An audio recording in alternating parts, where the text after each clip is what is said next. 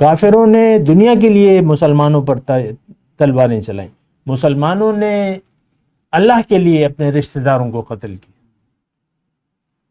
یہ ہوتا ہے، یہ نیکی ہے کہ آپ ہر بات پر، دنیا کے ہر مفاد پر، ہر فائدے پر اللہ کے حکم کو ترجیح دیں۔ اللہم صلی علی سیدنا محمد وعلی آل سیدنا محمد بعدد کل ذرۃ مئۃ الف الف مرۃ۔ سامعین و ناظرین کرام، السلام علیکم ورحمۃ اللہ وبرکاتہ۔ آج کا ہمارا موضوع یہ ہے کہ باطنی نتائج سے کیا مراد ہے۔ دیکھیں، باطنی نتائج، انسان تو اصل میں باطن ہے۔ ایک بات یہ بنیادی طور پہ نوٹ کر لیں کہ ہماری حقیقت روح ہے، جسم نہیں ہے۔ یہ ٹھیک ہے، اس وقت ہمیں ایک جسم اللہ تعالیٰ نے دیا ہے اور یہ ایک امتحان ہے، دنیا کی زندگی ایک امتحان ہے۔ اگر آپ نے نیک ارادہ کر لیا، آخرت کے لیے زندگی گزارنے کا ارادہ کر لیا، اللہ تعالیٰ کو اگر آپ نے منزل بنا لیا، تو یہ تو ایک صحیح نیت ہو گئی، ٹھیک ہے۔ اب اس کے بعد جب آپ زندگی گزارنا شروع کریں گے، یہ بات تھوڑی سی وسیع تناظر میں کر رہا ہوں، اس کو غور کیجئے، زیادہ ٹائم نہیں ہوتا اس شارٹ ویڈیو میں۔ تو اگر آپ نے نیک ارادہ کر لیا، اب آپ کا رخ اللہ کی طرف ہوگا، اب آپ کی ترجیح آخرت ہوگی۔ اب آپ کے لیے مسائل آئیں گے۔ دنیا، ظاہر ہے کہ آپ دنیا کی زندگی گزار رہے ہیں تو دنیا کہتی ہے، دنیا والے کہتے ہیں کہ مجھے دیکھو، میرے لیے سوچو۔ نفس کہتا ہے مجھے دیکھو، میری خواہشات پوری کرو، میرے تقاضے پورے کرو، صورت کو ایسا بناؤ، کپڑے ایسے پہنو، گھر ایسا، بچوں کے ساتھ ایسا سلوک کرو، بیوی بچے جو بھی ہے۔ اور پھر مختلف تقاضے ہوتے ہیں زندگی کے، جو بھی تقاضے ہوتے ہیں، مرد ہے تو اس کے ساتھ رزق کے تقاضے ہیں، پیسہ کمانے کے تقاضے ہیں، اور زندگی کے مختلف معاملات ہیں۔ اگر انسان نیت کر لیتا ہے اللہ کی، اللہ کو منزل بنا لیتا ہے، آخرت کو ترجیح بنا لیتا ہے، تو اس کے سامنے دنیا رکاوٹیں ڈالے گی۔ دنیا والے، نفس امارہ، کیونکہ نفس امارہ تو ہر ایک کے ساتھ ہے، اور وہ برائی کی طرف آمادہ کرتا ہے۔ برائی کیا ہے؟ برائی یہ ہے کہ مجھے دیکھو، میرے تقاضے پورے کرو، میری خواہش پوری کرو۔ اب مختلف دنیا کے جو تقاضے آتے ہیں، وہ ظاہر ہے کہ انسان، آج کا مسلمان تو اس نے نیت کر لی ہے دنیا کی، اور یہ دنیا کے لیے زندگی گزار رہے ہیں۔ تو اگر اس نے ارادہ کر لیا آخرت کا، تو رکاوٹیں ظاہر ہے، مختلف تقاضے آئیں گے کہ بھئی مجھے کیوں بلا رہے ہو، مجھے کیوں نظر انداز کر رہے ہو، بہت پیسہ کماؤ، بہت جائیداد بناؤ، اور اسی میں لگ جاؤ، اور جوڑ توڑ کرو، اور چانسوں کو ڈھونڈو، ادھر کرو ادھر کرو۔ تو پھر یہ ہے کہ یہ چیزیں جو ہیں، دیکھیں حضور صلی اللہ علیہ وسلم نے ایک بات فرمائی ہے، ایک حدیث ہے، وہ اگر آپ اس کو سنیں اور اس پہ غور کریں تو حقیقت کھل جائے گی۔ میرے آقا فرماتے ہیں کہ فتنے نازل ہوتے رہتے ہیں دل پر، تعرض الفتن علی القلوب عودا عودا کالحصیر، پے در پے فتنے نازل ہوتے رہتے۔ فتنہ کیا ہے؟ اس پہ بھی غور کر لیں۔ انما اموالکم و اولادکم فتنہ، مال اولاد فتنہ ہے۔ وَنَبْلُوكُمْ بِالشَّرِّ وَالْخَيْرِ فتنہ،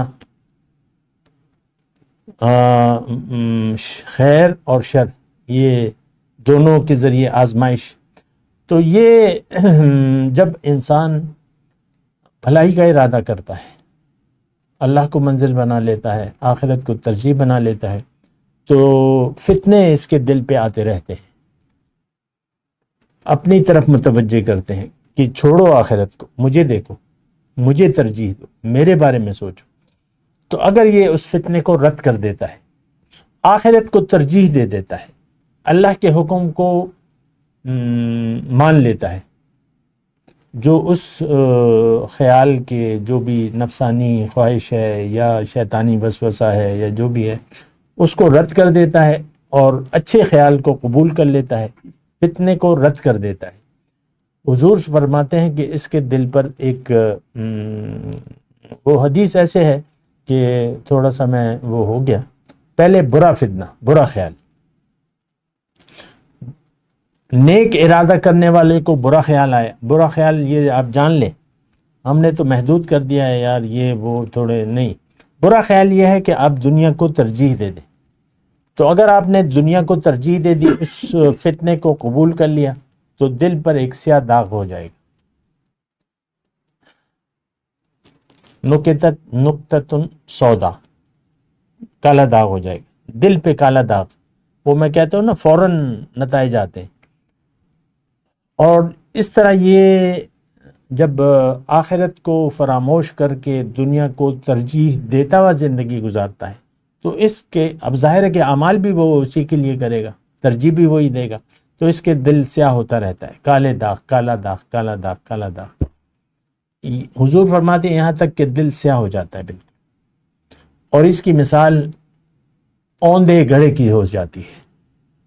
اوندے گھڑے میں تو آپ پانی نہیں ڈالتا، اس میں تو کوئی چیز نہیں آتی اوندے گھڑے میں، تو اوندا گھڑا، مثال اوندا گھڑا کالا، جس پر پانی کا کوئی اثر نہیں ہوتا۔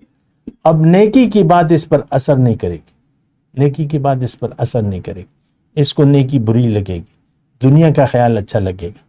آپ خود اپنے خیالات کا احتساب کریں۔ اگر ایسا ہے کہ دنیا اور اس کا خیال آپ کو اچھا لگتا ہے، مرغوب لگتا ہے، تو پھر اپنے دل کی کیفیت اس حدیث کی روح سے دیکھ لیں۔ اچھا، پھر حضور صلی اللہ علیہ وسلم فرماتے ہیں کہ جس دل نے وہ فتنہ رد کر دیا، وہ ای القلب ان کے روحا، انکار کر دیا، نہیں میری منزل تو اللہ ہے، میری ترجیح تو آخرت ہے، اور اس کے خلاف دنیاوی مفاد کو چھوڑ دیا، اس فتنے کو رد کر دیا۔ ظاہر ہے یہ تو دنیا ہے، یہ تو آپ یا دنیا کے لیے زندگی گزاریں گے، یا دنیا کو ترجیح دیں گے، یا آخرت کو ترجیح دیں گے۔ دیکھیں صحابہ کرام نے جب ہجرت ہوئی، اپنے رشتہ داروں کو چھوڑ دیا، بعض نے ماں باپ کو چھوڑ دیا، باپ نے بیٹے کو چھوڑ دیا۔ حضرت عمر نے اپنے ماموں کو قتل کیا جنگ بدر میں، حضرت عمر نے اپنے ماموں کو قتل کیا، دیکھ لیں تاریخ اٹھا کے، جو بھی ہے، لیکن سب ایک رشتہ دار آمنے سامنے تھے۔ کافروں نے دنیا کے لیے مسلمانوں پر تلواریں چلائیں، مسلمانوں نے اللہ کے لیے اپنے رشتہ داروں کو قتل کیا۔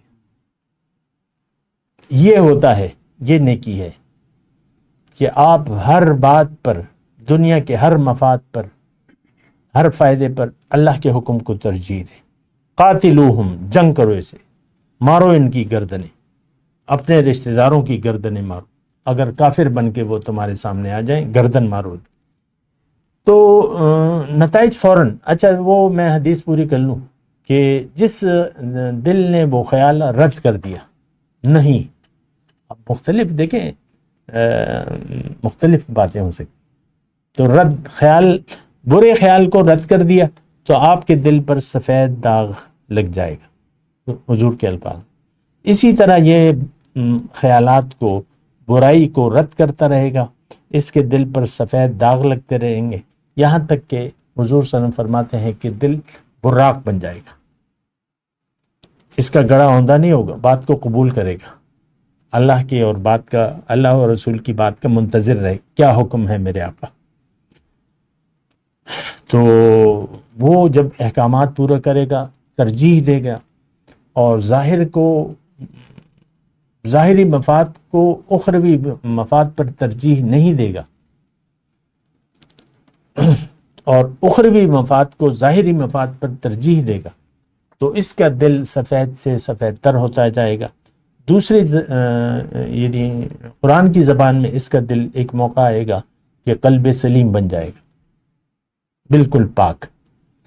اور اللہ کے قرآن میں دوسری جگہ یہ ہے کہ یہ نفس مطمئنہ بن جائے گا، دل نورانی ہو جائے گا، نفس مطمئنہ بن جائے گا۔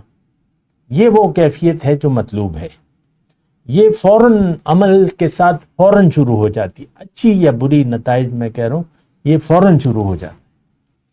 گناہ، حضور فرماتے ہیں کہ گناہ اگر تمہیں یعنی غفلت اگر تمہیں بری لگے اور نیکی تمہیں اچھی لگے تو تم مومن ہو۔ تفصیلات ہیں اس کی بہرحال۔ تو آپ اگر برائی کو چھوڑ چکے ہیں یا چھوڑ رہے ہیں، چھوڑنا چاہتے ہیں، چھوڑ دیتے ہیں، تو آپ کا دل سفید سے سفید تر ہوتا رہے گا، فوراً اثرات ہوں گے۔